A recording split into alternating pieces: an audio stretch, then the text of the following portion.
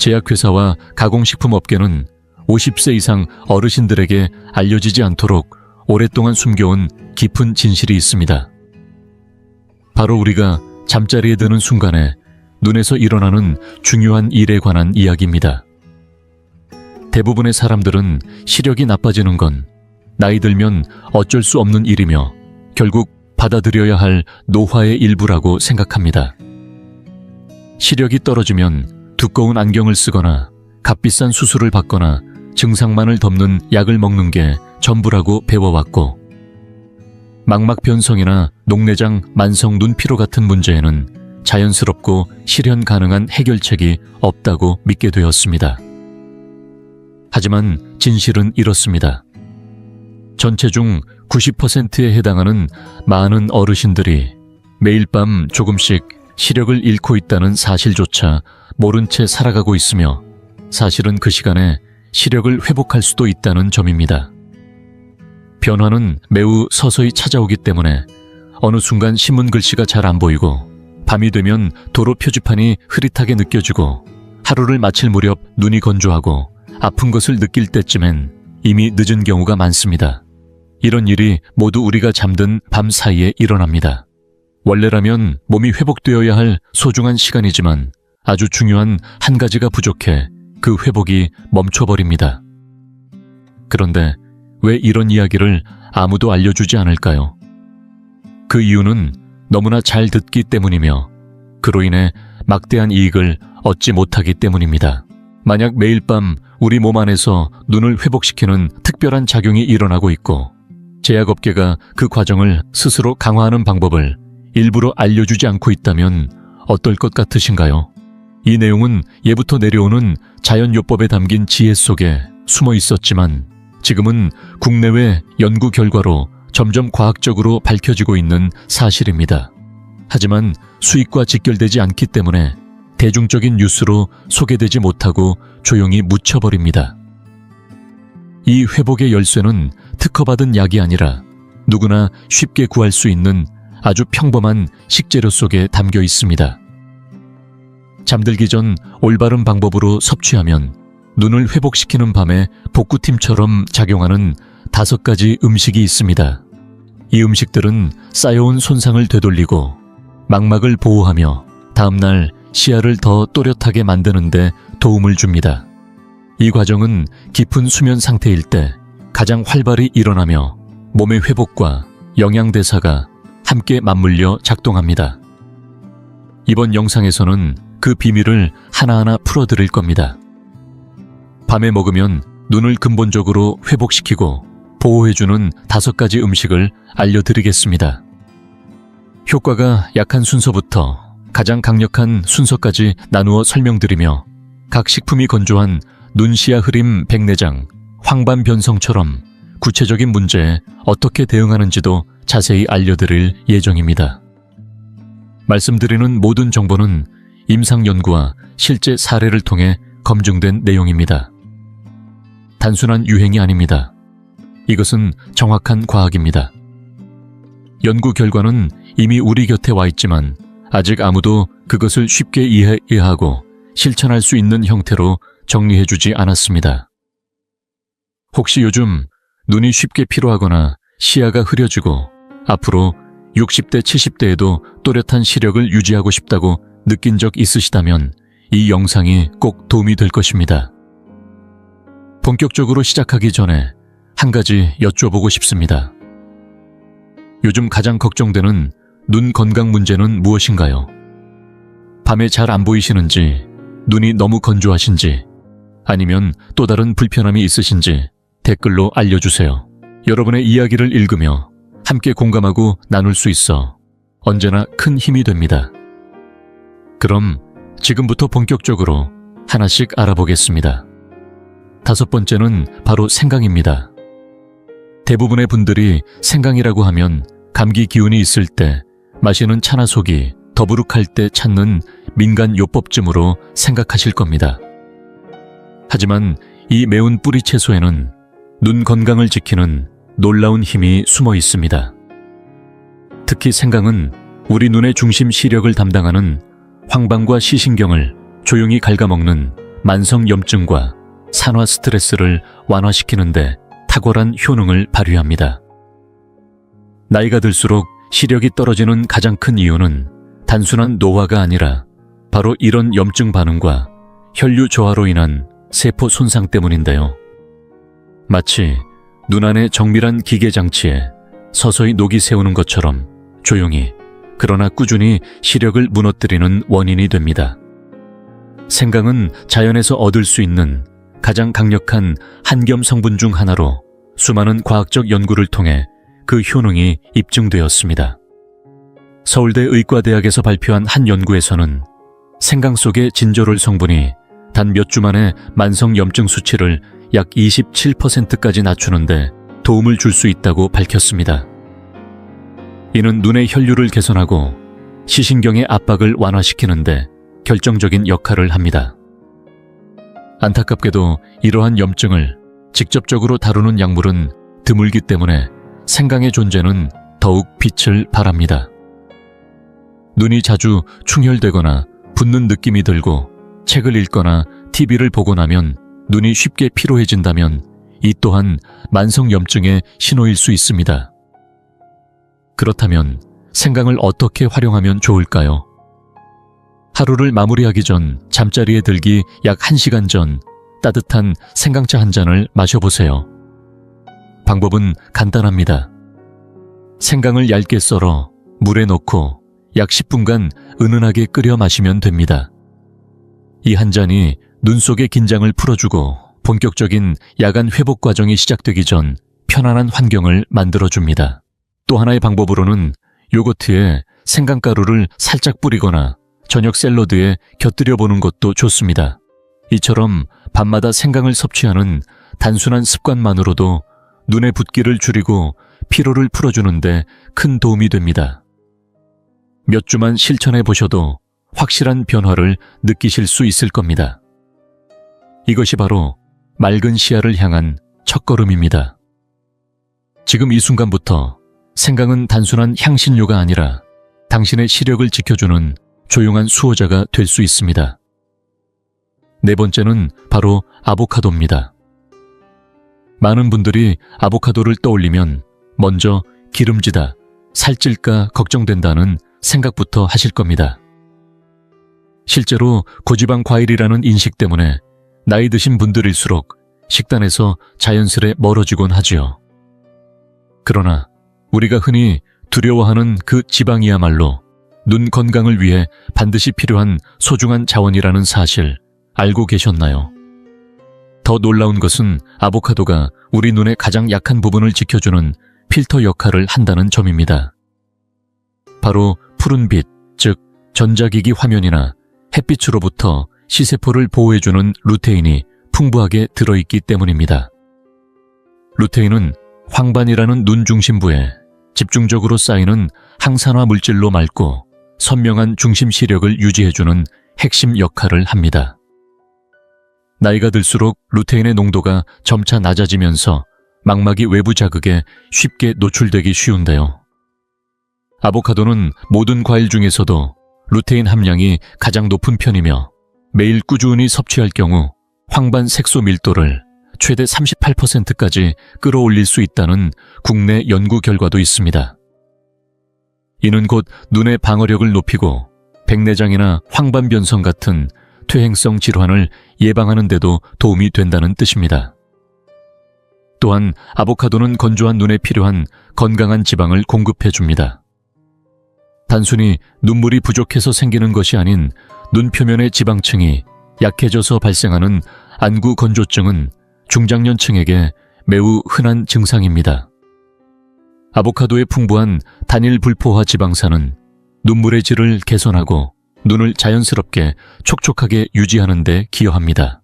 단지 눈이 덜 건조한 정도가 아니라 보는 것 자체가 훨씬 편안해지고 피로가 줄어드는 것을 느낄 수 있습니다. 아보카도를 가장 효과적으로 섭취하는 시간은 저녁입니다.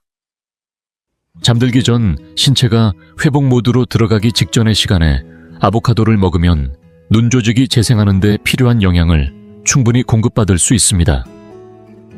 먹는 방법도 간단합니다. 잘 익은 아보카도 반 개를 잘라 바다소금을 살짝 뿌려 먹거나 저녁 샐러드에 넣어도 좋습니다. 또는 바나나와 함께 부드럽게 갈아 스무디로 마셔도 훌륭한 야식이 됩니다. 중요한 것은 이 좋은 지방과 루테인을 함께 섭취함으로써 흡수율이 높아진다는 점입니다. 아보카도는 겉으로 보기엔 그저 기름진 과일에 불과할지도 모릅니다. 하지만 그 속에는 눈을 보호하고 피로를 덜어주며 다음날 아침 더 선명한 시야를 위한 준비를 돕는 자연의 방패가 숨어 있습니다. 당신의 눈이 매일 밤 조용히 회복할 수 있도록 도와주는 은밀한 동반자. 그것이 바로 아보카도입니다. 세 번째는 바로 블루베리입니다. 아마 시력 개선에 좋은 과일을 떠올릴 때 많은 분들이 제일 먼저 블루베리를 생각하실 겁니다. 특히 밤에 잘 보이게 해주는 효능으로 알려져 있죠. 실제로 2차 세계대전 당시 영국 공군 조종사들이 야간 시력을 높이기 위해 블루베리 잼을 꾸준히 먹었다는 이야기는 이미 유명합니다. 하지만 이 작은 열매가 가진 힘은 단순히 밤눈을 밝게 해주는 것을 훨씬 뛰어넘습니다. 블루베리는 눈에 혈액을 공급하는 모세혈관의 건강을 지켜주는 안토시아닌이라는 강력한 항산화 물질이 풍부합니다. 이 안토시아닌은 혈관벽을 유연하게 하고 혈류를 원활하게 하며 산소와 영양분이 망막 전체에 고르게 전달되도록 돕습니다. 황반변성이나 녹내장과 같은 시력 질환들이 혈액순환 장애에서 비롯된다는 점을 생각해보면 블루베리는 단순한 간식이 아니라 눈 건강의 생명줄과도 같은 존재입니다. 나이가 들면 모세혈관은 점점 좁아지고 혈류량이 감소하면서 눈에 필요한 산소와 영양 공급이 원활하지 않게 됩니다. 그렇게 되면 망막세포는 서서히 기능을 잃고 결국 죽어가게 됩니다. 하지만 서울 한림대학교의 한 연구에 따르면 안토시아닌이 풍부한 블루베리를 꾸준히 섭취할 경우 망막의 혈류량이 최대 40%까지 증가할 수 있다고 합니다. 이는 산소와 영양분이 망막의 구석구석까지 도달하게 하여 이미 약해진 세포를 다시 회복시키고 강화하는 데 결정적인 역할을 합니다. 혹시 요즘 들어 시야가 흐릿하거나 초점이 잘 맞지 않는 느낌이 드시나요? 그건 단순한 노안이 아니라 망막이 제대로 영양을 공급받지 못하고 있다는 신호일 수 있습니다. 이런 경우 자기 전 블루베리를 먹는 습관이 큰 도움이 됩니다. 생블루베리는 물론이고 냉동 블루베리도 괜찮습니다. 요거트에 섞거나 바나나와 함께 갈아서 스무디로 마시는 것도 좋습니다. 이렇게 하면 체내 흡수율이 높아지고 밤사이 우리 몸이 휴식하는 동안 안토시아닌이 눈에 전달되어 조용히 회복작용을 시작하게 됩니다. 다음날 아침 눈이 피곤하게 떠지거나 시야가 뿌연 느낌이 든다면 전날 밤 충분한 회복이 이루어지지 않았다는 신호일 수 있습니다. 블루베리는 이러한 피로를 줄이고 눈의 깊은 회복을 도와주는데 탁월합니다. 특히 요즘처럼 스마트폰이나 컴퓨터를 오래 사용하는 시대에 블루베리는 눈의 디지털 피로를 완화하는 데도 중요한 역할을 합니다. 실제로 국내 한 식품 영양학 연구에서는 블루베리의 안토시아닌이 눈의 건조감과 시야 흐림을 크게 줄여준다는 결과를 발표하기도 했습니다. 결국 블루베리는 단순히 맛있는 과일이 아니라 하루 종일 혹사당한 눈을 밤사이 조용히 회복시키는 천연 영양제입니다. 당신의 눈이 다시 맑고 생생하게 깨어나도록 오늘 밤부터 블루베리를 한 줌 곁들여 보세요. 지금의 작은 선택이 내일의 선명한 시야로 이어질 수 있습니다. 두 번째는 바로 시금치입니다. 너무나도 익숙하고 흔한 채소라서 오히려 그 진짜 가치를 아무도 말해주지 않습니다. 약보다 더 강한 효능을 지닌 음식이 있다면 바로 이 시금치가 아닐까 싶습니다. 제약업계가 주목조차 하지 않을 만큼 흔하지만 실은 시력에 결정적인 역할을 하는 두 가지 항산화 물질 루테인과 지아잔틴을 가장 많이 품고 있는 식물이기도 합니다.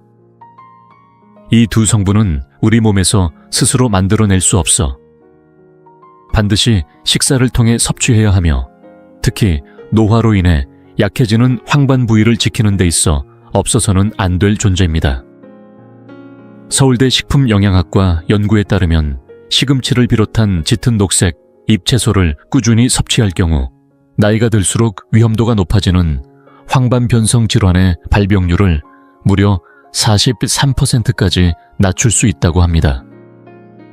이는 단순한 숫자가 아니라 우리 눈을 보호해주는 강력한 방패 하나를 더 얻게 되는 셈입니다.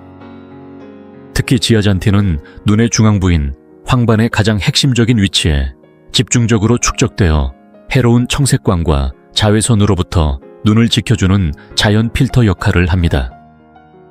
그러나 시금치를 아무렇게나 먹는다고 그 효과가 다 발휘되는 것은 아닙니다.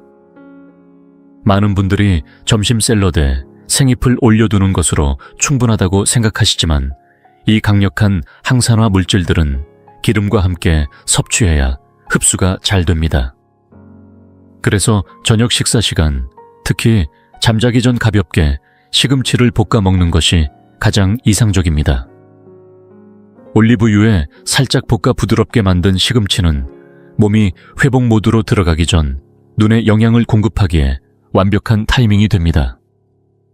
또 하나의 방법은 시금치를 활용한 저녁 스무디입니다. 잘 익은 아보카도 한 조각, 신선한 블루베리 한 줌, 생강 약간을 시금치와 함께 갈아 마시면 이것은 단순한 음료가 아니라 눈을 위한 재생 칵테일이 됩니다. 이 한 잔 속에는 혈관을 지켜주는 성분 망막을 회복시키는 항산화제, 눈물층을 보호하는 건강한 지방이 모두 담겨 있어 하루 종일 피로했던 눈이 밤사이 조용히 회복할 수 있도록 돕습니다. 생각해보면 참 놀라운 일입니다. 이렇게 평범한 채소 하나가 우리 눈 건강에 이토록 깊은 영향을 줄 수 있다는 사실. 익힌 시금치 한 접시에 들어있는 루테인 함량은 어떤 고가의 건강식품보다도 높고 더 순하고 더 자연스럽습니다. 그리고 이 강력한 영양을 수면 전 우리 몸에 전달해주는 것, 그것이야말로 노안을 늦추고 눈의 생명력을 지키는 가장 지혜로운 선택입니다. 시금치는 말이 없습니다. 늘 채소 코너 구석에 조용히 놓여 있을 뿐입니다. 하지만 바로 그곳에서 당신의 눈을 지켜줄 진짜 영웅이 기다리고 있습니다. 첫 번째로 소개할 식품은 바로 달걀 노른자입니다. 조금은 의외라고 느끼실 수도 있겠지만 이 익숙한 식재료 안에는 우리가 미처 몰랐던 눈 건강의 열쇠가 숨어 있습니다. 오랫동안 우리는 노른자를 멀리하라는 이야기를 들으며 살아왔습니다. 콜레스테롤이 높다며 건강을 해칠 수 있다고 말이죠. 하지만 이 오해는 가공식품 산업과 콜레스테롤 약 제조업계가 만들어낸 대표적인 왜곡입니다. 그 결과 우리는 눈에 가장 중요한 영양소를 가장 풍부하게 담고 있는 진짜 음식을 멀리하고 흡수율 낮은 영양제를 찾아 헤매는 실수를 반복해왔습니다. 달걀 노른자는 루테인과 지아잔틴을 가장 풍부하게 그리고 가장 흡수되기 쉬운 형태로 담고 있는 자연의 완전체입니다. 달걀 하나에는 약 0.2mg의 루테인과 지아잔틴이 들어있는데 식물에서 섭취할 때보다 우리 몸이 5배 이상 효율적으로 이 성분들을 받아들일 수 있습니다. 그 이유는 바로 노른자 속 건강한 지방이 지용성 영양소인 이 두 항산화 물질을 효과적으로 운반하는 완벽한 매개체 역할을 하기 때문입니다. 하지만 이게 전부가 아닙니다. 노른자는 여기에 아연과 비타민 A까지 함께 담고 있습니다. 이 두 영양소는 함께 작용하여 망막을 보호하고 야간 시력을 향상시키는 멜라닌 색소를 생성하는 데 핵심적인 역할을 합니다. 아연은 간에서 비타민 A를 눈으로 운반하는 데 필수적이며 비타민 A는 망막의 C세포를 건강하게 유지하는 데 꼭 필요합니다. 문제는 이러한 성분들을 대부분의 영양제로는 같은 방식으로 흡수할 수 없다는 점입니다. 자연 그대로의 형태로 서로 어우러진 상태에서 섭취할 때에만 그 시너지 효과가 발휘됩니다. 그렇다면 어떻게 먹는 것이 가장 좋을까요? 정답은 저녁 식사입니다. 잠자기 전 노른자를 섭취하면 하루 종일 혹사당한 눈이 밤사이 회복하는 데 필요한 재료들을 충분히 공급받을 수 있습니다. 가장 간단한 방법은 달걀 2개를 스크램블로 부쳐서 살짝 볶은 시금치와 함께 먹는 것입니다. 또는 반숙이나 완숙으로 삶아 간단히 먹어도 무방합니다. 이때 중요한 것은 노른자를 꼭 함께 먹어야 한다는 것입니다. 노른자는 결코 두려워할 대상이 아닙니다. 오히려 지금 이 순간 우리 눈이 가장 간절히 필요로 하는 자연이 선물한 최고의 재료입니다. 황반변성 백내장 눈의 만성 피로를 이겨내기 위한 가장 단순하면서도 강력한 해답. 그것은 값비싼 영양제가 아니라 매일 우리 식탁 위에 올라오는 한 알의 달걀에 이미 담겨 있었습니다. 멀리서 해답을 찾지 마세요. 진짜 답은 언제나 가까이에 있었고 이제 그 가치를 제대로 알아봐야 할 때입니다.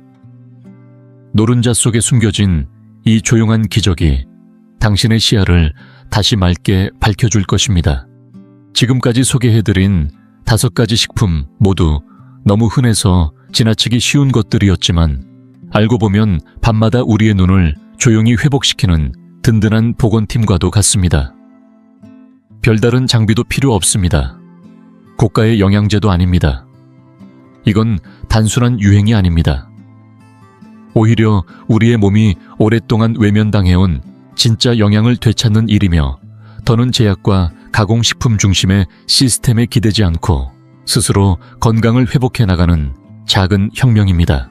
이 5가지 식품은 단지 눈을 더 잘 보이게만 해주는 것이 아닙니다. 더 나아가 몸 전체가 가벼워지고 머리가 맑아지며 생활의 질이 달라지는 것을 경험하게 될 것입니다. 왜냐하면 맑은 시야는 단지 눈의 문제가 아니라 온몸의 균형과 회복력의 바로미터이기 때문입니다. 한번 상상해보세요.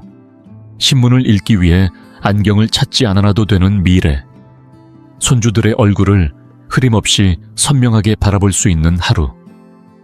컴퓨터 앞에 앉아도 눈이 아프지 않은 저녁. 이 모든 것이 꿈처럼 들릴 수 있지만 그 시작은 거창하지 않습니다. 바로 오늘 저녁 당신의 식탁에서 충분히 시작될 수 있는 변화입니다. 이 영상을 이만큼 시청해 주셨다는 건 자신의 건강을 포기하지 않는 분이라는 뜻입니다. 시력이 나빠지는 건 어쩔 수 없는 일이라는 체념에 머무르지 않고 지금이라도 바꿔보겠다는 의지를 가진 분이라는 뜻이죠. 그런 당신에게 진심으로 박수를 보냅니다. 그렇다면 이 5가지 중에서 오늘 밤 가장 먼저 시도해보고 싶은 식품은 무엇인가요? 댓글에 남겨주세요. 여러분의 이야기를 듣는 건 언제나 큰 기쁨입니다. 혹시 이 영상이 도움이 될 만한 분이 있다면 함께 나눠주세요. 건강정보는 나눌수록 더 큰 힘이 되니까요. 그리고 이 영상이 유익하셨다면 구독과 좋아요, 알림 설정까지 부탁드립니다. 그래야 저희가 더 많은 과학적이고 실제적인 건강 이야기를 계속 전해드릴 수 있습니다. 당신의 눈은 세상 그 무엇보다 소중한 보물입니다. 이제는 자연이 준 가장 강력한 무기로 그 보물을 지켜야 할 때입니다. 오늘도 귀한 시간 함께 해주셔서 진심으로 감사합니다. 우리는 다음 영상에서 다시 뵙겠습니다. 여러분 안녕하세요. 나이가 들수록 피해야 할 색상이 있다는 사실 알고 계셨나요?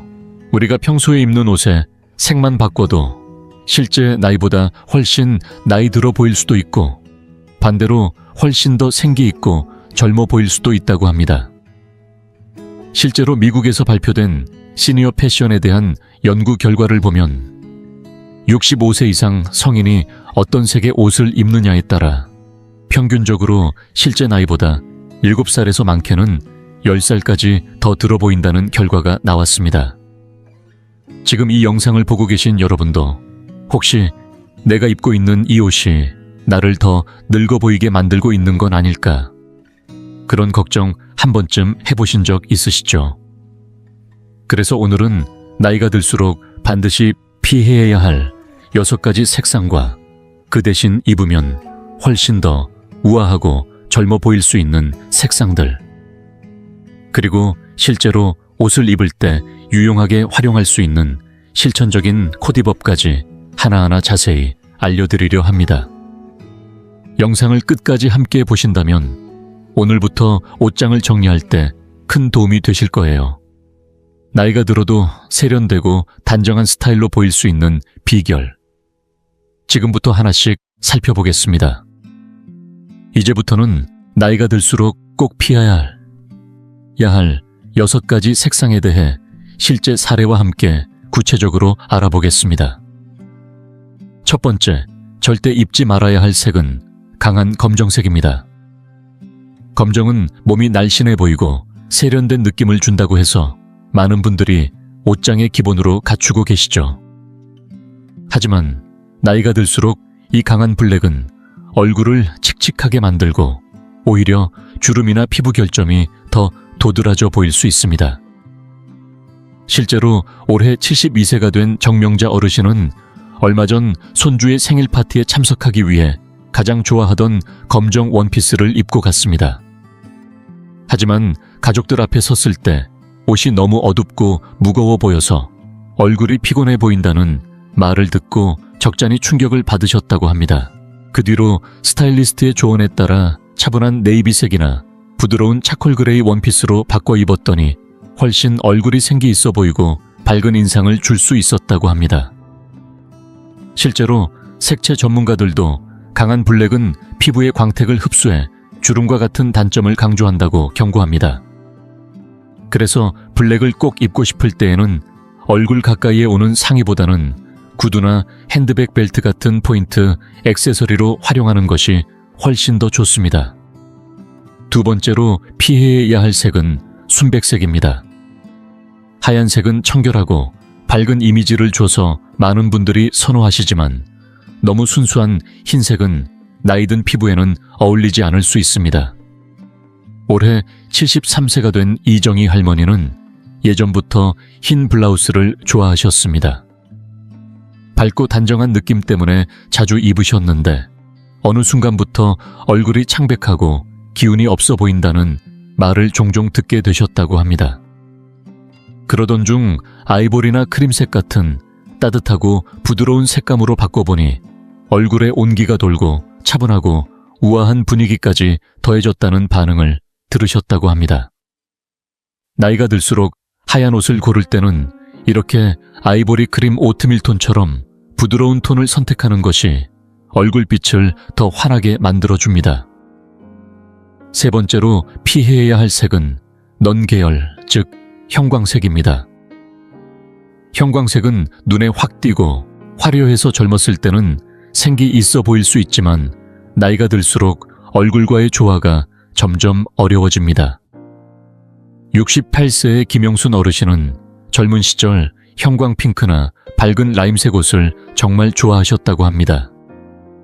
나이 들어서도 젊고 활기찬 인상을 주고 싶어 그런 색을 계속 입으셨지만 거울 앞에 서보면 오히려 피부가 칙칙하고 전체적으로 힘이 없어 보였다고 합니다.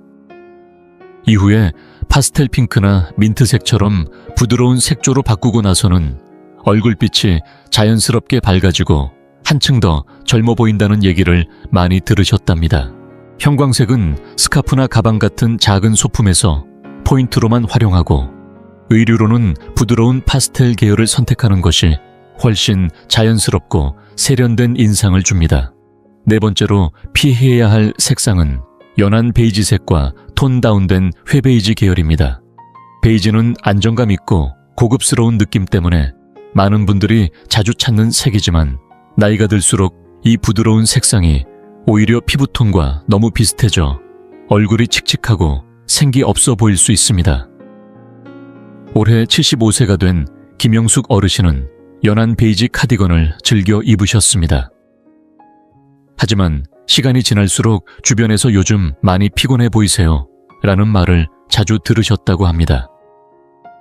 그 뒤로는 옅은 모래빛보다는 카라멜 브라운이나 토프처럼 살짝 더 진하고 따뜻한 계열의 색상으로 바꿔보셨고, 그 결과 피부색과의 대비가 적당히 살아나 얼굴빛이 훨씬 환해지고 인상도 더 젊고 고급스러워 보이게 되었다고 합니다. 이처럼 베이지를 고를 때는 약간 더 깊이감 있고 따뜻한 톤으로 선택하면 피부를 더 건강하고 밝게 보이게 해줍니다. 다섯 번째로 피해야 할 색은 짙은 보라색과 다크와인 계열입니다. 이런 색들은 분명히 고급스러운 분위기를 주지만 얼굴 가까이에 입을 경우 피부를 칙칙하게 만들고 얼굴선이 처져 보이는 단점이 있습니다. 72세의 박미자 어르신은 진한 보라색 원피스를 자주 입으셨지만 오랜만에 만난 지인들에게서 요즘 많이 피곤하세요 라는 말을 들은 뒤 깊은 고민을 하셨다고 합니다. 그래서 밝은 라벤더나 연보라 또는 따뜻한 코랄 계열로 원피스를 바꿔 입어보셨더니 주변에서 얼굴이 훨씬 생기 있어 보인다는 칭찬을 자주 들으셨다고 합니다. 진한 색을 좋아하시는 분들이라면 짙은 포도빛보다는 밝고 부드러운 색감을 선택하시면 얼굴톤이 살아나고 더욱 생동감 있는 인상을 줄 수 있습니다. 마지막 여섯 번째로 피해야 할 색은 머스터드색과 어두운 올리브 계열입니다. 이런 색들은 가을 분위기를 연출할 때 자주 쓰이지만 노란색이나 검정색 안료가 많이 섞인 색상들은 피부를 칙칙하게 만들고 건강이 안 좋아 보일 수 있다는 큰 단점이 있습니다. 70세의 이문자 어르신은 가을이면 항상 머스터드색 블라우스나 올리브색 재킷을 꺼내 입으셨습니다. 하지만 어느 날 거울 앞에 섰을 때 스스로도 얼굴빛이 어두워지고 생기가 없다는 인상을 받아 깜짝 놀라셨다고 합니다. 그 이후에는 맑은 터키 블루나 세이지 그린처럼 얼굴빛을 살려주는 밝은 색상으로 옷을 바꾸셨고, 그 후로는 요즘 얼굴이 정말 밝아졌네요 라는 말을 자주 듣게 되셨답니다. 이처럼 노란빛이나 검정빛이 많이 섞인 색상은 가방이나 스카프처럼 작은 액세서리 포인트로만 사용하시고, 옷으로는 피부톤을 돋보이게 하는 밝고 청량한 계열을 고르시는 것이 훨씬 효과적입니다. 지금까지 나이가 들수록 피해야 할 6가지 색상에 대해 살펴보았습니다. 앞으로 옷장을 정리하실 때 이 6가지 색이 자신에게 어떤 인상을 주고 있는지 한 번쯤 점검해 보시면 좋겠습니다. 자, 이제부터는 나이가 들수록 오히려 더 젊고 우아하게 보이게 만들어주는 4가지 추천 색상에 대해 이야기해 보려 합니다. 색을 바꾸는 것만으로도 실제보다 10살은 어려 보이고 세련된 인상을 줄 수 있다는 사실 알고 계셨나요? 단순히 유행을 따르는 것이 아니라 내 피부톤과 조화를 이루고 나이의 깊이를 더해주는 색을 선택하는 것만으로도 분위기 전체가 달라집니다. 지금부터 그 구체적인 색상들과 일상 속에서 쉽게 활용할 수 있는 조합법까지 하나씩 안내해 드릴게요. 가장 먼저 추천드릴 색상은 네이비와 블루 계열입니다.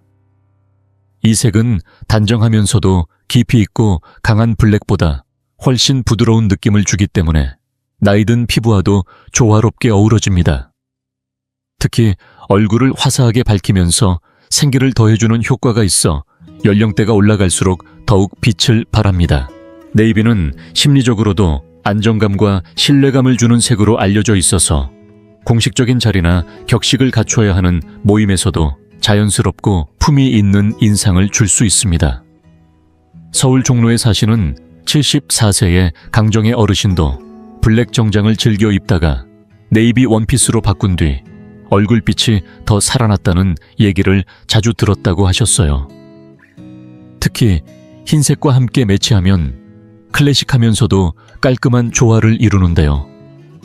예를 들어 네이비 가디건에 화이트 팬츠를 입으면 밝고 단정한 느낌이 살아나고, 네이비 원피스 위에 흰색 스카프를 가볍게 두르면 고급스러운 분위기까지 연출할 수 있어 어떤 자리에 가도 손색이 없습니다. 두 번째 추천 색상은 아이보리와 크림 계열입니다. 강한 흰색은 피부를 창백하게 보이게 만들 수 있지만 아이보리나 크림처럼 살짝 따뜻한 톤이 들어간 부드러운 색은 얼굴에 은은한 빛을 더 더해주고 인상 전체를 부드럽고 우아하게 바꿔줍니다. 특히 나이가 들수록 피부의 생기가 떨어지기 쉬운데 이런 색상은 자연스럽게 톤을 보정해주는 효과가 있어 실용성도 높습니다. 아이보리 니트 하나만으로도 얼굴의 따스함이 감돌고 다양한 색상의 하의와도 조화가 좋아 스타일링이 훨씬 쉬워집니다. 예를 들어 아이보리 블라우스에 베이지 팬츠를 매치하면 전체적으로 고급스럽고 부드러운 인상을 줄 수 있고 여기에 브라운이나 카멜 컬러의 핸드백을 더하면 안정감과 세련미가 자연스럽게 느껴집니다. 특히 겨울철엔 크림색 코트를 추천드립니다. 회색빛이 도는 무채색보다 훨씬 따뜻하고 부드러운 인상을 주기 때문에 외출용 아우터로도 손색 없고 연령대가 높을수록 그 진가가 발휘되는 색이기도 합니다. 세 번째로 소개할 색상은 파스텔 핑크와 라벤더 계열입니다. 많은 분들이 나이 들고 난 뒤에는 핑크색이 너무 유치해 보일까 걱정하시지만 오히려 그 반대입니다. 연하고 부드러운 파스텔 계열은 나이가 들수록 더욱 여성스러움과 우아함을 살려주는 마법 같은 색입니다. 파스텔 핑크는 얼굴을 환하게 밝혀주는 동시에 피부의 결점을 부드럽게 감싸주고 라벤더는 고요하고 청가한 느낌을 더해줍니다. 이 두 색은 옷 자체로 입는 것도 좋지만 스카프나 액세서리로 활용하면 부담 없이 포인트를 줄 수 있어 일상에서 훨씬 실용적입니다. 예를 들어 베이지 니트에 파스텔 핑크 스카프를 가볍게 둘러주거나 라벤더색 가방을 매치하면 전체 스타일이 한층 밝고 생기 있어 보이며 자연스럽게 시선이 얼굴에서 다른 곳으로 분산돼 부담 없이 세련된 인상을 줄 수 있습니다. 이러한 색을 잘 활용하면 나이보다 어려 보인다는 말을 자연스럽게 듣게 되는 날이 올 겁니다. 마지막 네 번째 추천 색상은 그레이와 화이트의 조합입니다. 회색은 자칫 지루하거나 나이 들어 보일 수 있다는 인식도 있지만 사실은 굉장히 고급스럽고 정돈된 인상을 주는 색입니다.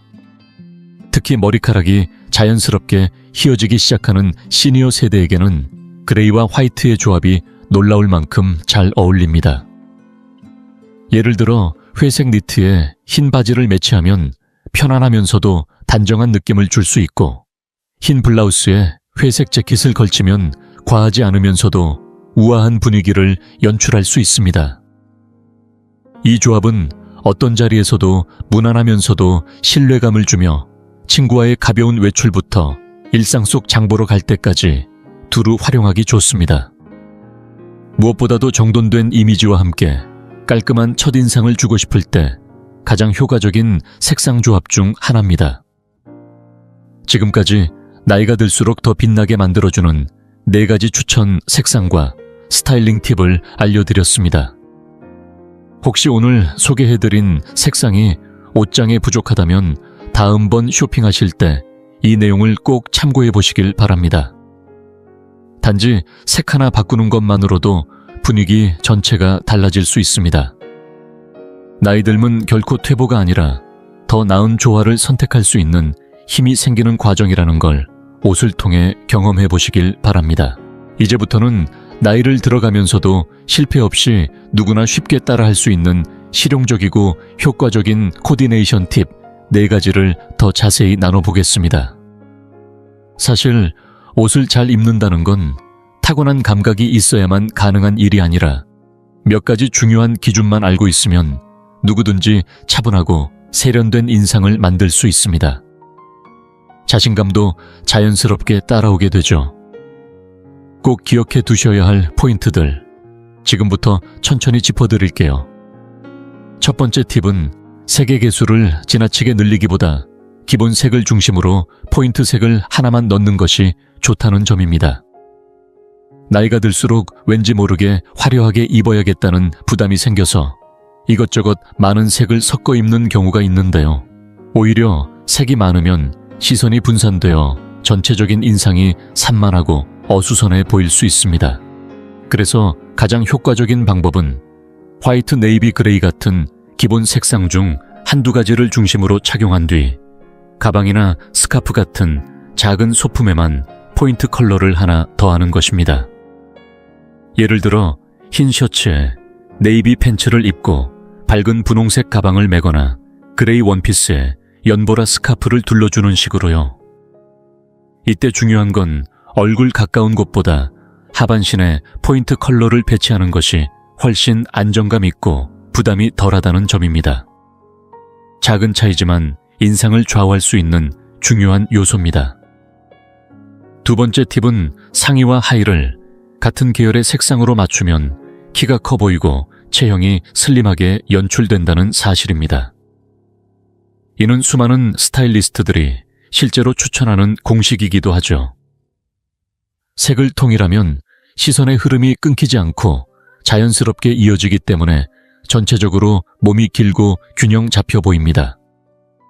예를 들어 연한 베이지 톤 상의에 다크 브라운 하의를 입거나 연블루 셔츠에 네이비 바지를 매치하면 부드럽게 연결되며 고급스러운 인상을 줄 수 있습니다.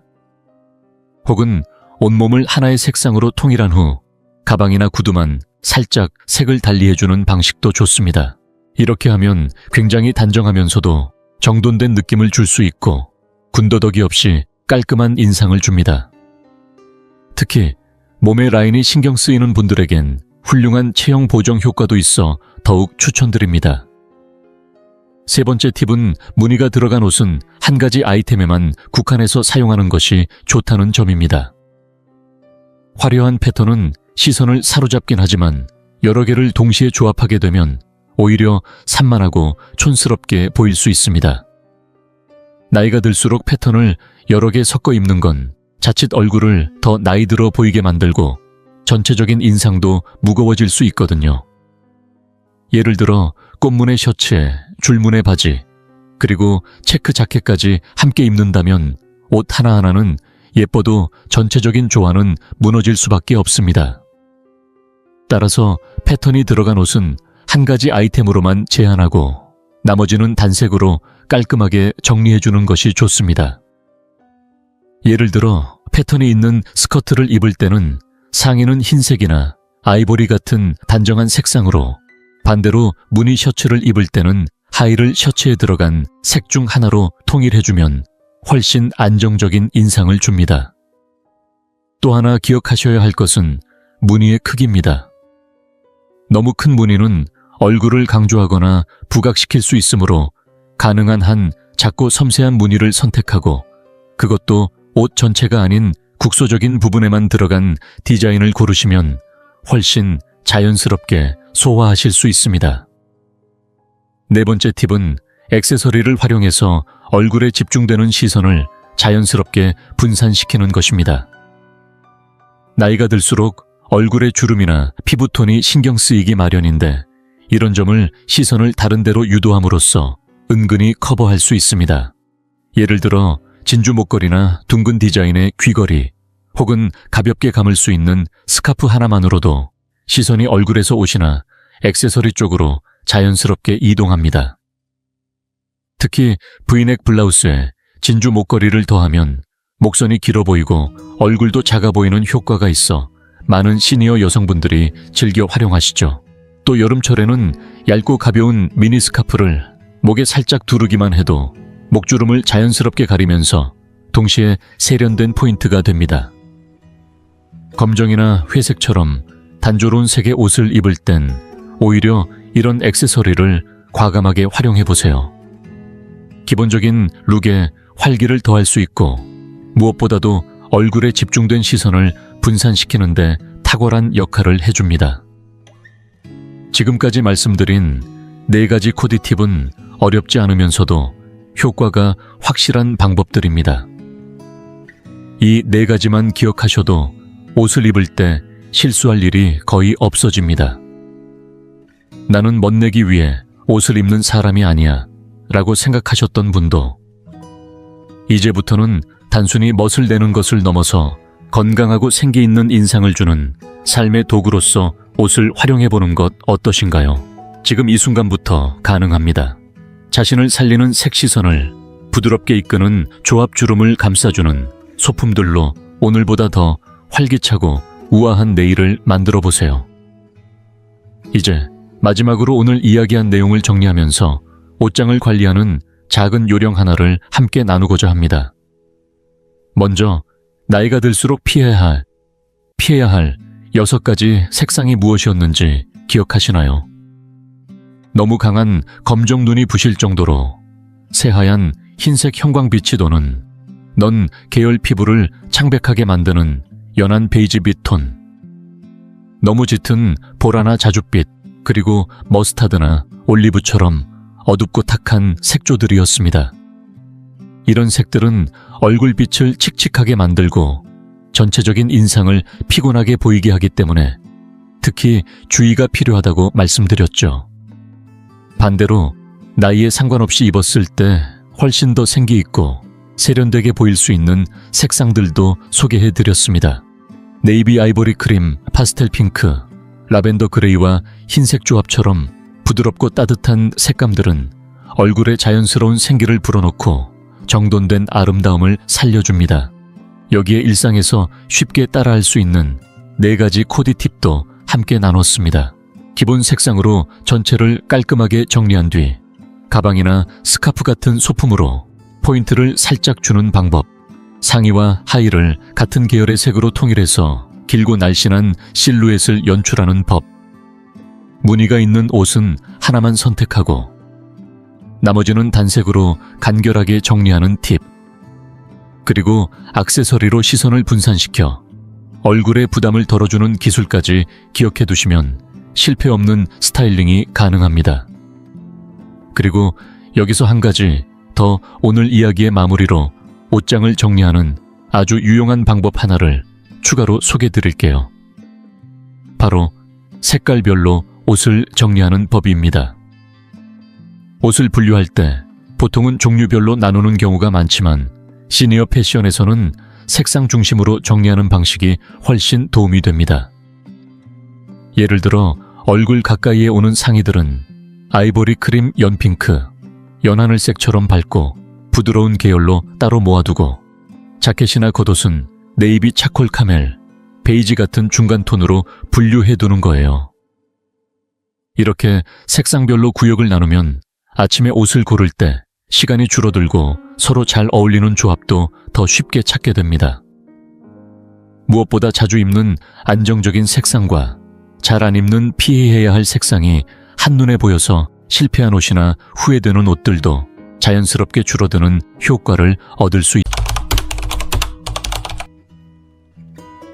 의사들은 노년층 환자들에게서 나타나는 몇 가지 위생 습관만 보고도 건강에 큰 이상이 있는지를 바로 알아챌 수 있다는 사실 알고 계셨나요?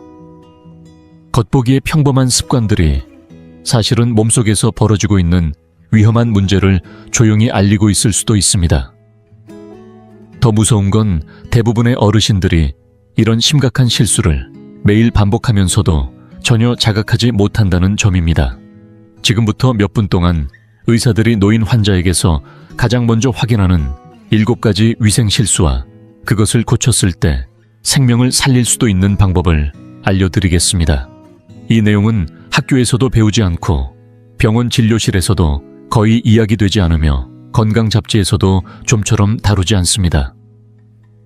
하지만 이 정보 하나가 건강한 노년을 누릴 수 있느냐, 아니면 독립성과 품위를 앗아가는 질병에 시달리느냐를 결정짓는 전환점이 될 수 있습니다. 오늘은 김영호 씨의 이야기를 전해드리겠습니다. 올해 75인 그는 퇴직한 기술자로 스스로 위생관리에 큰 문제가 없다고 믿고 있었습니다. 지역 활동에도 적극적이었고 일주일에 2번씩 골프를 즐기며 손주의 야구 경기를 한 번도 빠진 적이 없을 만큼 활기찬 삶을 살고 있었죠. 그런데 정기검진이라 생각하고 찾은 병원에서 담당 의사는 그의 몸에서 3가지 중요한 위생 문제를 단번에 알아차렸고, 그로 인해 김영호 씨는 몇 달째 심각한 질환이 조용히 진행 중이었다는 사실을 처음 알게 되었습니다. 그는 이후에 말했습니다. 전혀 몰랐다고 평소 잘 챙기고 있다고 생각했는데 의사가 그 사소해 보이는 위생 문제를 발견하지 못했다면 오늘 이 이야기를 할 수 없었을 거라고요. 그래서 오늘 저는 김영호 씨가 겪은 그 실수들이 무엇이었는지 구체적으로 알려드리겠습니다. 무엇보다 중요한 건 그 실수들을 피하는 방법까지 함께 전해드릴 겁니다. 아주 단순한 변화로도 삶의 시간을 더 길게, 더 건강하게 이어갈 수 있습니다. 첫 번째, 실수, 입속 관리, 소홀 양치질을 하루에 2번 하신다고요. 그런데 마지막으로 칫솔을 제대로 들여다본 게 언제인가요? 솔이 다 닳아 있는지, 머리카락처럼 퍼져 있지는 않은지, 혹시 기억도 나지 않으시죠? 그런데 정말 중요한 건 따로 있습니다. 단순히 입냄새나 치아 빠짐의 문제가 아닙니다. 제대로 된 구강 관리가 이루어지지 않으면 심장병, 뇌졸중, 심지어 치매로까지 이어질 수 있다는 사실 알고 계셨나요? 서울대병원 노년내과 전문의들의 연구에 따르면 치료되지 않은 잇몸 질환에서 발생한 세균이 혈관을 타고 퍼져 생명을 위협하는 심장염증을 유발할 수 있다고 합니다.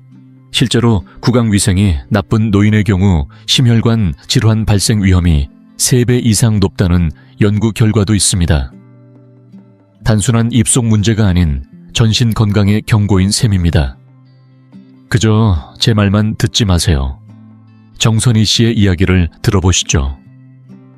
올해 70이 된 정 씨는 교직에서 은퇴한 뒤로도 일주일에 3번씩 친구들과 게이트볼을 즐기며 활기찬 일상을 보내고 있었습니다. 하지만 어느 날 받은 정기검진에서 담당 심장내과 의사는 그녀의 잇몸 상태를 보자마자 위험 신호를 감지했습니다. 몇 달째 계속된 잇몸 출혈을 대수롭지 않게 넘겨왔던 그녀는 나이 들면 다 그런 줄 알았다고 말했습니다. 하지만 검사 결과는 심장 판막에 염증이 퍼지고 있다는 무서운 진단이었죠. 만약 발견이 조금만 더 늦었다면 되돌릴 수 없는 상태가 될 뻔했습니다. 그렇다면 지금 당장 무엇을 해야 할까요? 먼저 칫솔을 확인해 보세요. 3개월이 넘었거나 솔끝이 벌어졌다면 바로 교체하세요. 가능하다면 전동 칫솔을 사용하는 것도 좋습니다. 펜실베이니아 치대 연구에 따르면 전동 칫솔은 일반 칫솔보다 플라그 제거율이 62%나 높습니다. 하루 2번, 2분 이상씩 꼼꼼히 닦는 것이 기본입니다. 타이머를 활용해도 좋습니다. 그리고 절대 빠뜨리지 말아야 할 건 매일 밤 치실 사용입니다. 틀니를 착용하더라도 정기적인 치과 검진은 필수입니다. 양치할 때 피가 나는 일이 있나요? 잇몸이 부어오른 느낌이 드시나요? 이런 증상은 단순한 노화가 아닙니다. 몸이 보내는 분명한 경고입니다. 오늘 하루라도 더 미루지 마세요. 이 작은 변화가 앞으로의 건강을 지켜주는 시작이 될 수 있습니다. 2번째, 실수 씻는 습관 줄이고 피부 관리를 소홀히 하는 것. 요즘 샤워는 얼마나 자주 하고 계신가요? 스스로 솔직하게 생각해 보세요.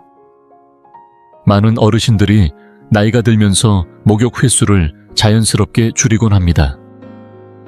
몸을 덜 쓰니 땀도 덜 나고 겨울엔 건조하다는 이유로 일주일에 1~2번이면 충분하다고 여기기도 하죠.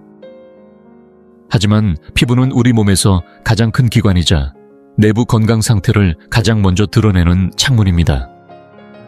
표면이니까 가장 먼저 변화를 보여주고, 그래서 무심코 지나치면 중요한 신호를 놓치게 되는 곳이기도 합니다.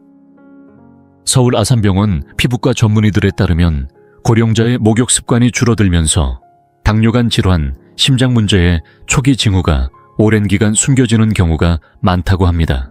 실제로 진단받지 못한 만성 질환 중 약 40%는 피부 변화 관찰만 잘했어도 더 일찍 발견될 수 있었다는 연구 결과도 있습니다.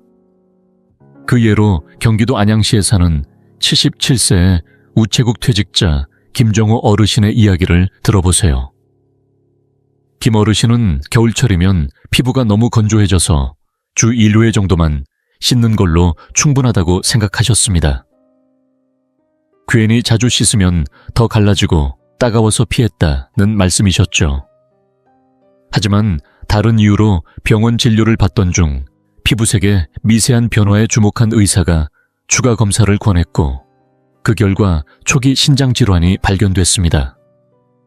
위생이 나빴던 게 아니라 목욕 빈도가 적었던 탓에 피부에 나타난 중요한 단서가 너무 늦게 드러났던 것입니다. 그렇다면 어떻게 해야 할까요? 활동량이 많지 않더라도 일주일에 최소 3번은 샤워나 목욕을 하시는 것이 좋습니다. 향이 강한 비누나 세정력이 지나치게 센 제품보다는 피부 보호막을 유지해주는 순한 무향 비누를 사용하는 것이 바람직합니다. 목욕 후에는 물기가 살짝 남아있을 때 바로 보습제를 발라 수분을 피부 속에 가두어 주세요. 그리고 가장 중요한 건 거울 앞에서 피부를 주의 깊게 살펴보는 습관입니다. 피부가 유독 건조하고 각질이 일어난다든지 색이 이상하게 변한 부위가 생겼다든지 이유 없이 가렵고 계속 긁게 되는 곳이 있다면 단순히 나이 탓이라 넘기지 마세요. 그건 피부가 보내는 아주 명확한 내부 경고일 수 있습니다. 오늘도 무심코 지나친 그 한 부위가 여러분의 건강을 바꾸는 첫 단서가 될 수 있습니다. 3번째, 실수. 손발톱 관리 소홀. 지금 당장 손톱과 발톱을 한번 들여다보세요. 깔끔하게 정리되어 있나요? 색이 탁하거나 두꺼워진 부분은 없으신가요? 많은 분들이 이 작은 부위를 대수롭지 않게 여기지만 사실 손발톱은 우리 몸 전체 상태를 보여주는 창과도 같습니다. 그래서 의사들은 노년 환자를 진찰할 때 손발톱부터 유심히 살펴봅니다. 대한피부과학회에 따르면 손발톱의 변화는 빈혈 갑상선 문제, 심장질환 등 무려 수천억 가지 이상의 전신질환과 연관이 있다고 합니다.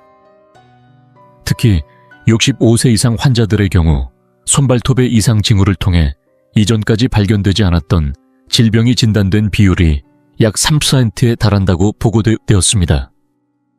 즉, 겉보기에는 단순한 미용 문제 같아 보여도 내부 건강에 중요한 경고일 수 있다는 것입니다. 강원도 원주에 사는 82세의 이영자 할머니도 그랬습니다. 오랫동안 발톱이 두꺼워지고 누렇게 변했지만 그저 나이가 들어서 생기는 자연스러운 현상이라고 생각하고 샌들은 신지 않고 항상 막힌 신발만 고집하셨죠. 남들 보기 부끄러워서 그냥 가렸어요 라고 하셨지만 어느 날 발통증이 심해져 족부 전문의를 찾게 되었고 그 자리에서 곰팡이 감염이 오래 방치되었음을 지적받았습니다. 더 놀라운 건 그 감염이 단순한 외부 문제가 아니라 면역 체계가 심각하게 약화되었다는 신호였다는 사실입니다. 추가 검사 끝에 즉각적인 치료가 필요한 기저질환까지 발견되었습니다. 그렇다면 오늘부터 무엇을 실천해야 할까요? 우선 손톱과 발톱은 정기적으로 일자로 깎되 모서리를 살짝 둥글게 다듬어야 내향성 문제를 예방할 수 있습니다.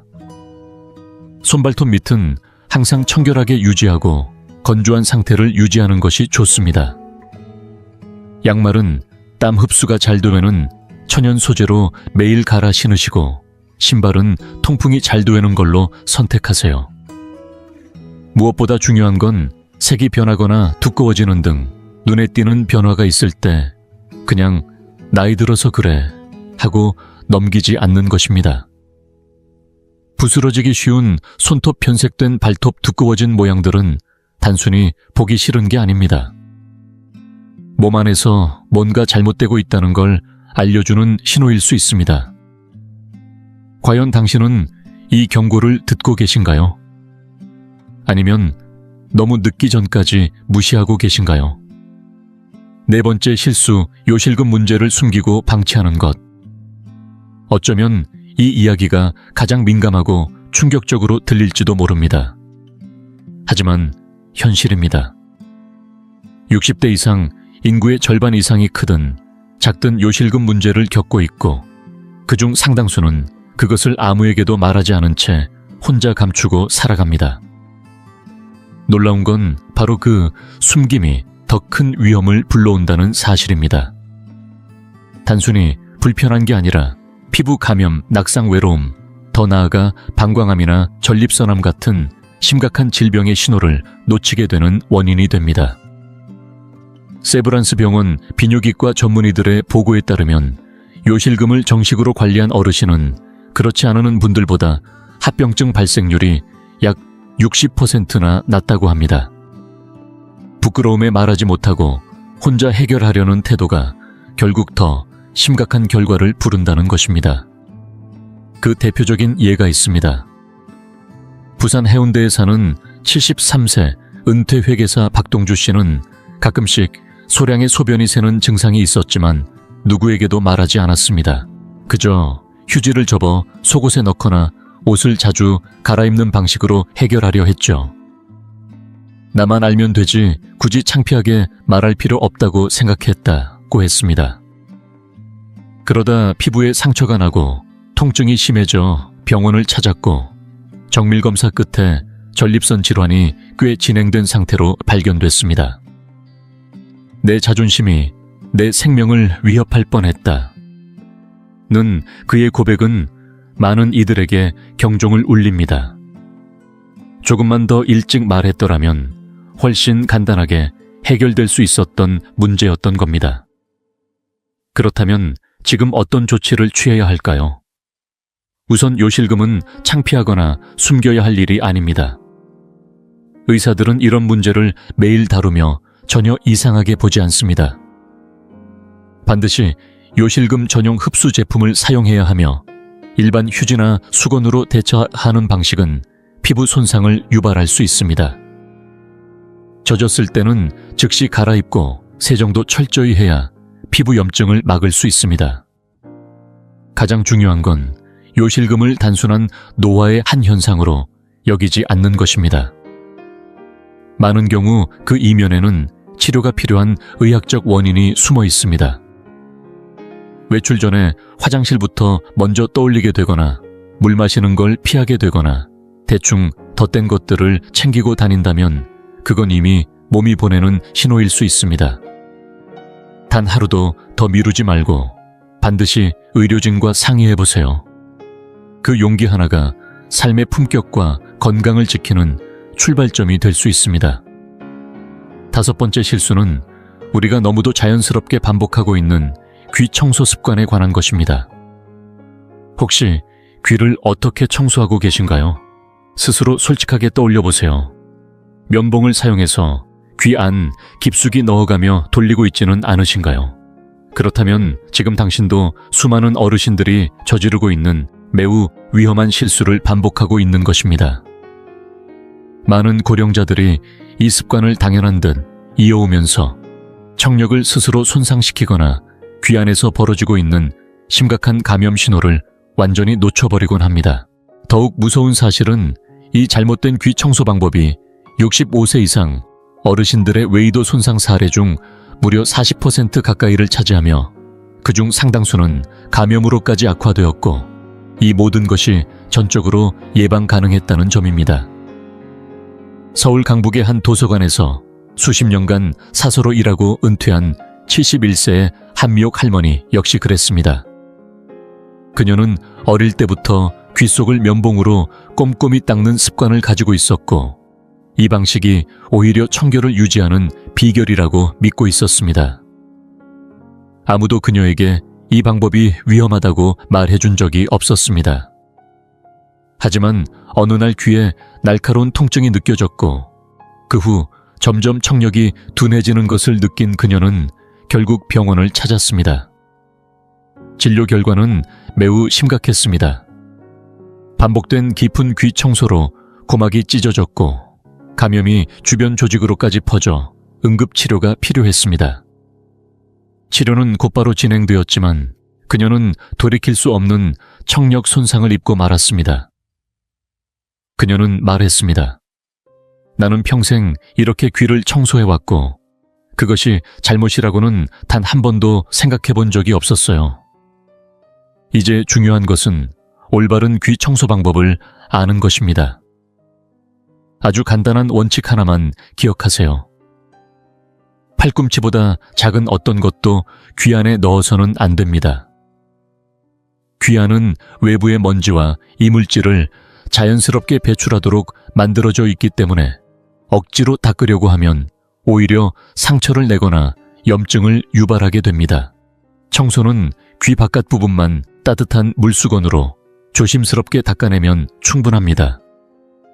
만약 귀지 축적이 심하거나 막힌 느낌이 든다면 반드시 귀지를 부드럽게 녹이는 용도로 만들어진 전용 귀약을 사용하고 사용법에 맞게 조심스럽게 따라야 합니다. 그럼에도 불편함이 지속되거나 통증 분비물, 갑작스러운 청력 저하가 있다면 스스로 해결하려 하지 말고 즉시 이비인후과 전문의를 찾아야 합니다. 혹시 최근 들어 귀가 가렵거나 막힌 듯 답답하거나 평소와 다른 소리가 들리진 않으셨나요? 무언가 이상한데도 나이 탓이겠지 하고 넘어가진 않으셨나요? 청력은 한번 손상되면 회복이 어렵고 삶의 질에 지대한 영향을 미칩니다.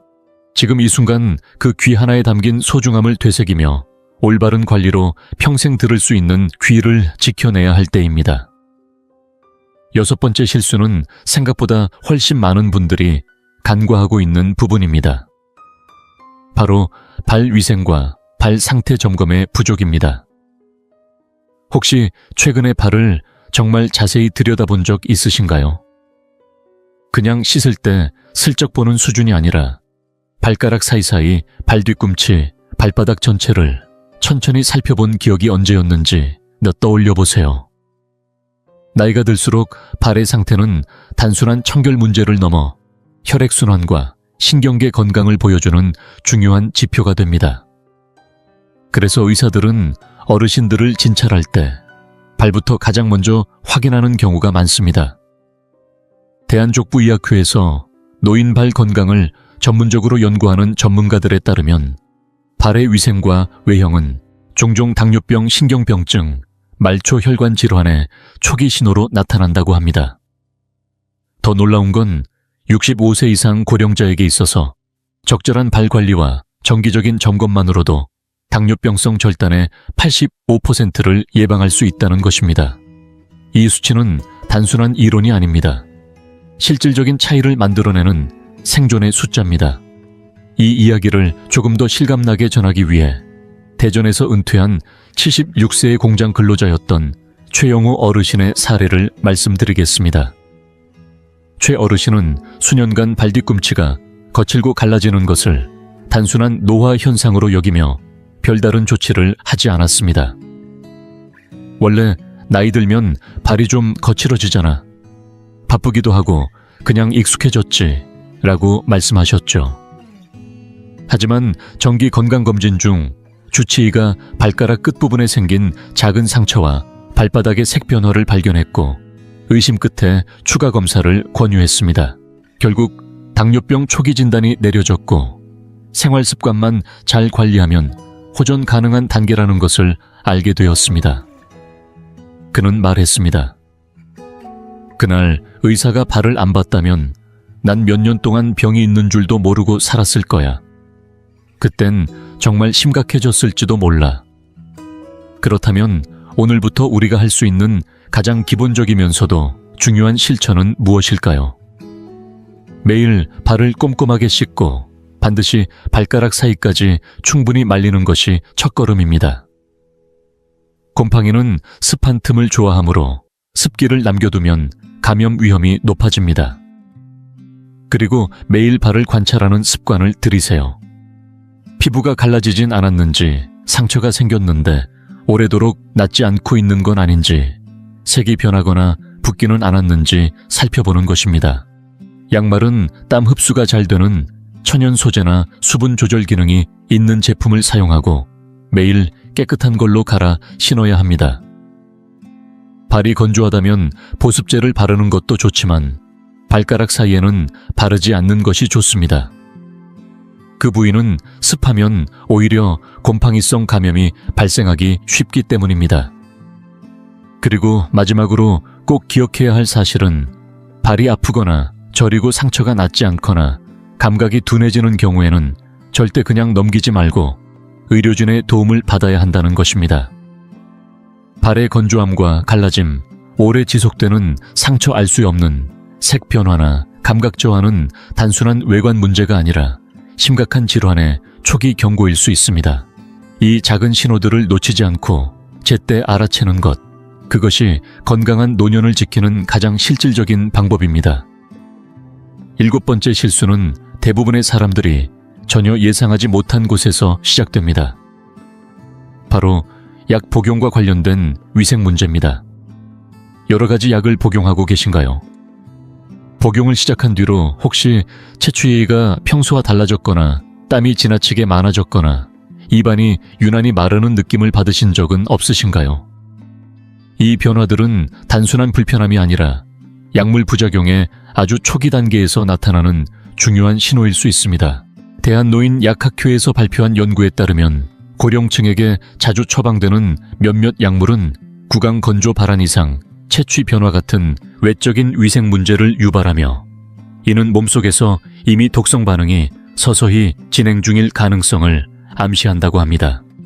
더욱 놀라운 점은 고령 환자에게 발생하는 약물 부작용 중 약 40%가 이런 위생 관련 변화로 가장 먼저 드러난다는 사실입니다. 즉, 뭔가 이상하다고 느껴질 때 이미 내부 장기는 조용히 손상을 받고 있을 수도 있다는 뜻입니다. 이와 관련해 서울 송파구에 사는 67세 은퇴 간호사 박정임 씨의 사례는 많은 것을 시사합니다. 정김 씨는 꾸준히 약을 복용해왔고 평소처럼 샤워도 규칙적으로 하고 더드란트도 꼼꼼히 사용하고 있었지만 가족들로부터 요즘 몸에서 조금 냄새가 나는 것 같다는 말을 듣기 시작했습니다. 처음엔 씻는 횟수가 부족한 건 아닐까, 옷에 땀이 많이 배는 탓일까 생각했지만 아무리 신경 써도 변화가 없었고 결국 노인내과를 찾았습니다. 담당 의사는 채취의 변화가 단순한 위생 문제로 보이지 않는다며 혈액 검사를 권했고 그 결과간 기능이 서서히 손상되고 있는 상태라는 사실이 밝혀졌습니다. 오랜 기간 복용하던 약물 중 일부가 체내에서 독성 반응을 일으키고 있었던 것입니다. 내 몸에서 나는 냄새가 병의 신호였다는 걸 그때 처음 알았어요. 아무리 씻어도 바뀌지 않았던 이유가 외부가 아니라 내부였더라고요. 그렇다면 어떻게 해야 할까요? 새로운 약을 복용하게 되었다면 그 이후 나타나는 신체 변화들을 꼼꼼히 기록하는 것이 좋습니다. 채취땀 분비 구강, 건조 피부 상태 등 사소해 보이지만 일상 속에서 충분히 느낄 수 있는 변화들을 작은 수첩이나 메모에 간단히 적어두세요. 물은 충분히 마셔야 하고 입이 지나치게 마르거나 평소와 다른 땀 냄새나 땀이 많아지는 현상이 계속될 경우엔 절대 스스로 판단하지 말고 바로 의료진에게 알리는 것이 중요합니다. 특히 본인이 느끼기에 약 때문에 그런 것 같다는 의심이 든다고 해도 의사와 상의 없이 용량을 줄이거나 약을 끊는 일은 절대로 해서는 안 됩니다.